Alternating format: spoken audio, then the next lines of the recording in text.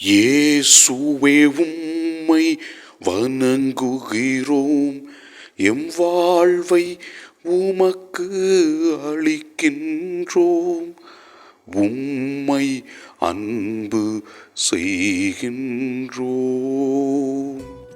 இறைவா, எங்கள் அனைவரையும் உமது சாயலாக படைத்து உமது சீடத்துவத்திற்காக எங்களை அழைத்து தேவையான ஆசீர்வாதங்களை நீர் கொடுத்து கொண்டிருக்கிறீர். அதற்காக நாங்கள் உமக்கு நன்றி சொல்லுகிறோம். முதல் வாசகத்திலே நாம் பார்க்கிறோம் எவ்வாறு தீய செயல்களை செய்கின்ற மக்கள் இறைவனுக்கு எதிராக இருக்கின்றார்கள் என்றும், ஆண்டவர் இயேசு கிறிஸ்துவின் பெயராலும் தூய ஆவியாலும் கழுவப்பட்டிருக்கிற நாம் அனைவரும் கிறிஸ்துவிற்கு ஏற்புடைய வாழ்க்கை வாழ வேண்டும் என்று அழைப்பு விடுக்கின்றார் புனித சின்னப்பர். ஆண்டவர் கொடுத்திருக்கிற தூய ஆவியின் கொடைகளாகிய ஞானத்தையும் அறிவையும் நம்பிக்கையும் பிணித்தீர்க்கின்ற ஆற்றலையும் வல்ல செயல்கள் செய்கின்ற ஆற்றலையும் பயன்படுத்தி நாம் உண்மையான கிறிஸ்துவின் சாட்சிகளாக வாழ்வோம்.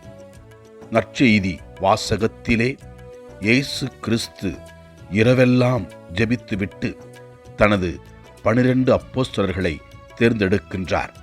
மேலும் நற்செய்தியிலே நாம் இவ்வாறு வாசிக்கின்றோம்: இயேசுவிடமிருந்து வல்லமை வெளிப்பட்டு அனைவரும் பிணியிலிருந்தும் நோயிலிருந்தும் விடுதலை ஆனார்கள் என்றும், திரண்டிருந்த மக்கள் யாவரும் அவரை தொட முயன்றார்கள் என்றும், தீய ஆவியினால் ஆட்கொள்ளப்பட்டவர்கள் சுகமானார்கள் என்பதை பற்றி தெல்லம் தெளிவாக விளக்குகிறது.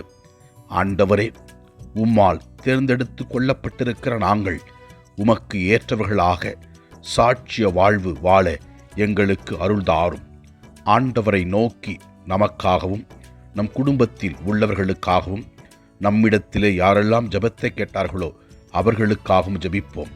இறைவா, நாங்கள் என்றும் உமக்கு உகந்தவர்களாக சொல்லாலும் செயலாலும் வாழவும், ஆசீர்வாதத்தை பெற்றிருக்கிற நாங்கள் மற்றவர்களுக்கு ஆசீர்வாதமாய் திகழவும் அருள்தாரும். ஆண்டவரை நோக்கி ஜெபிப்போம். எல்லாம் வல்ல இறைவன், தந்தை, மகன், தூய ஆவியார் நம் ஒவ்வொருவரையும் ஆசீர்வதிப்பாராக. இயேசுவுக்கு புகழ். மரியே வாழ்க. ஆமென்.